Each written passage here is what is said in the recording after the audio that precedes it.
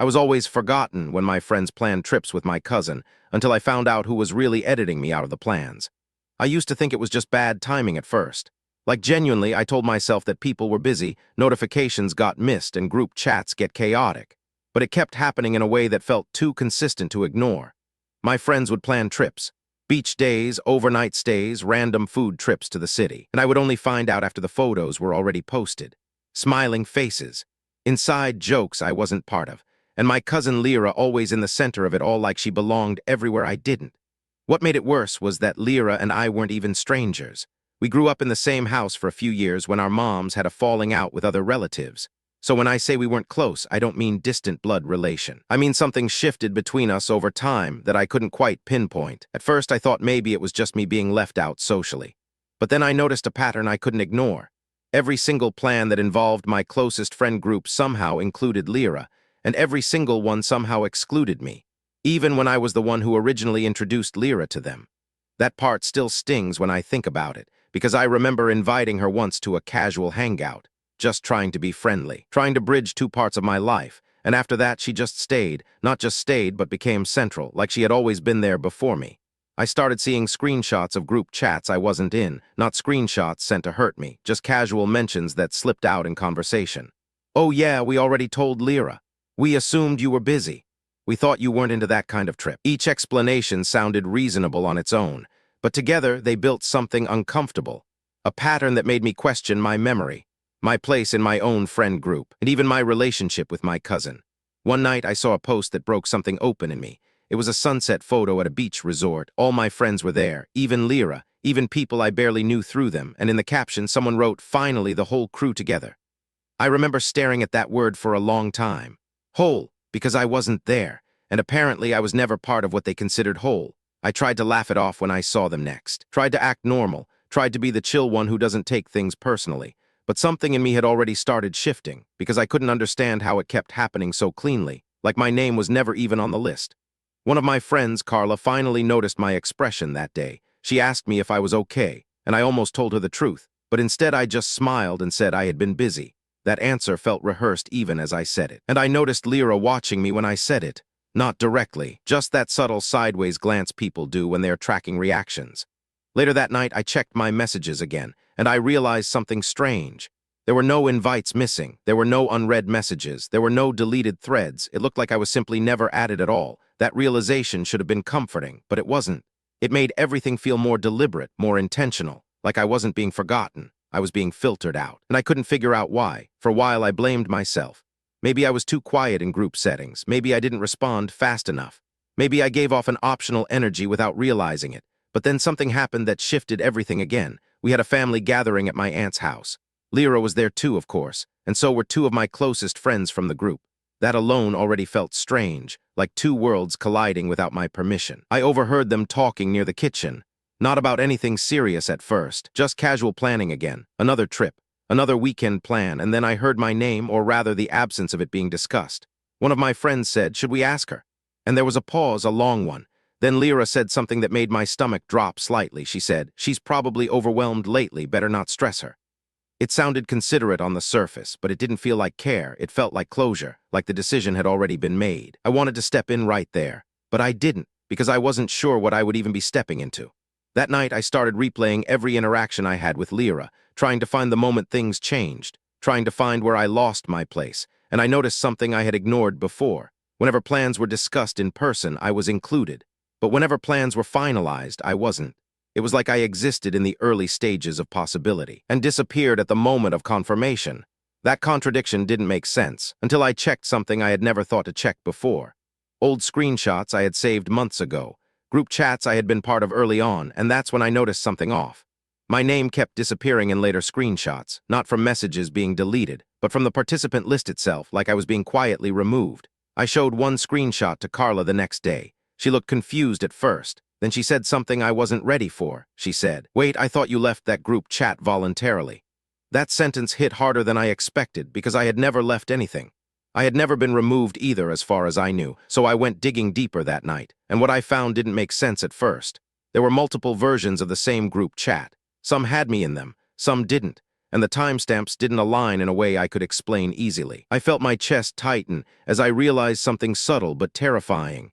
Someone had access to how the group was being organized. Not hacking, not anything extreme, just control over who got included when plans were formalized. And every time I appeared in early drafts of plans, I vanished in the final ones.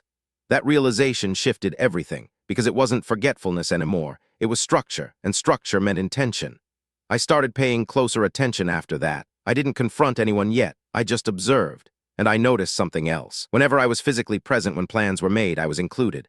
Whenever I wasn't, I disappeared. But there was one constant.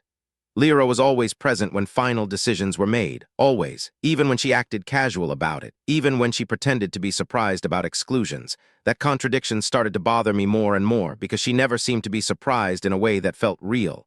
It always felt rehearsed, controlled, carefully neutral. One afternoon, I decided to test something. I brought up a fake plan casually in front of Lyra. Just a made-up weekend idea. Something simple. I didn't even include specific people, just floated it as a thought, and I watched her reaction closely. She immediately said, "That sounds fun, I'll add it to the group." That wording stuck with me. I'll add it. Not we should tell everyone, not let's plan it. Just direct control over inclusion. I pretended not to notice. But inside, something clicked. Later that evening, I checked my messages again and saw a new group thread appear. The same idea I had mentioned. Everyone was included, except me, and I hadn't even been part of the initial planning space. That was the moment I knew something was wrong in a way I couldn't explain casually anymore, but I still didn't understand why. Why would my own cousin systematically keep me out of my own friend group plans? It didn't make emotional sense yet, so I decided I needed something concrete, not assumptions, not patterns, proof. And what I found next changed everything again, in a way I wasn't prepared for. It came from something so simple I almost missed it. A notification on Lyra's phone while she left it on the table at family dinner. It wasn't locked when it lit up, and I saw the preview of a message from one of my friends. It said, "Thanks for handling her again, we didn't know how to." I froze, because that message didn't fit any version of the story I had in my head. It wasn't about excluding me, it was about managing me. And I suddenly realized I might not have been looking at rejection. I might have been looking at coordination, and the real question wasn't why I was being left out. It was why they felt the need to handle me at all. That night, I couldn't sleep, because every memory started rearranging itself. Every "you were probably busy" started sounding like "we decided for you." Every missed invite started feeling like a redirected one. And every time Lyra smiled when I mentioned feeling left out suddenly looked different. Not guilty, not surprised, just composed, like she had a role to maintain. I knew I couldn't keep guessing anymore, so I asked for the full group chat history from Carla directly. And what she showed me finally broke the illusion completely. Because there wasn't just one group chat. There were multiple layers of them, some with me, some without me, and one central thread where decisions were actually being finalized. A thread I was never in. And the admin of that thread wasn't Lyra, it was someone I never expected. Carla herself, my closest friend, the one who always reassured me, the one who always said I was included, of course. And when I asked her why, she didn't deny it. She just sighed like she had been waiting for this moment and said, "We didn't know how to keep you from overthinking everything, so we simplified it." Those words didn't feel like betrayal at first. They felt like justification, like she genuinely believed it was protection. She explained that whenever I was included in early planning, I would question details too much. Ask who was going, ask what time, ask why certain people were invited, and apparently it slowed everything down, so they started filtering me out of final coordination threads, not to hurt me, but to keep things smooth. And Lyra's role was to gently redirect plans so I wouldn't feel excluded directly. That's why she always sounded careful. That's why she always framed things as "you're probably busy." That's why I was never explicitly removed. I was just quietly managed. And the worst part was realizing they thought this was kindness. A solution, a way to avoid conflict, but all it did was erase me without ever telling me I was being erased. I sat there listening to Carla explain it like she was solving a group logistics problem. Not a friendship, not a relationship, just coordination. And Lyra finally spoke after a long silence. She didn't sound defensive. She sounded tired. She said, "You were always part of it, just not in the final version because it stressed everyone out." That sentence stayed with me longer than anything else, because it reframed everything I had lived through. Not as rejection, not as hatred, but as inconvenience management. And somehow that felt worse, because there was no villain to fight, just people optimizing me out of their emotional workload. After that night, I stopped joining group chats entirely, not out of anger, but because I finally understood the pattern. If I wasn't present in the planning stage, I wouldn't exist in the final one, and I didn't want to keep chasing visibility in spaces that were actively streamlining me out. Some friends tried to reach out privately after that, but even those conversations felt different. Careful, filtered, like they were still managing tone. Lyra stopped messaging me for a while, then sent a short message that just said, "I hope you understand."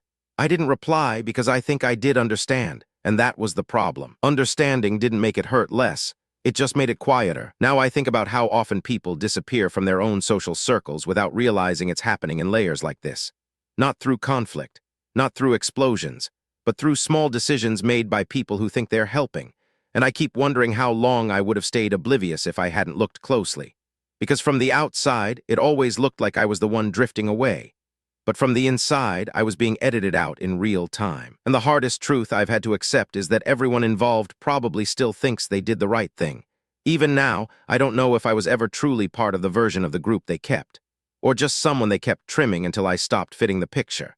And I guess the saddest part is realizing no one really argued about it. No one fought to keep me in the final version. They just agreed it was easier this way. And that kind of quiet agreement is something you don't really recover from cleanly.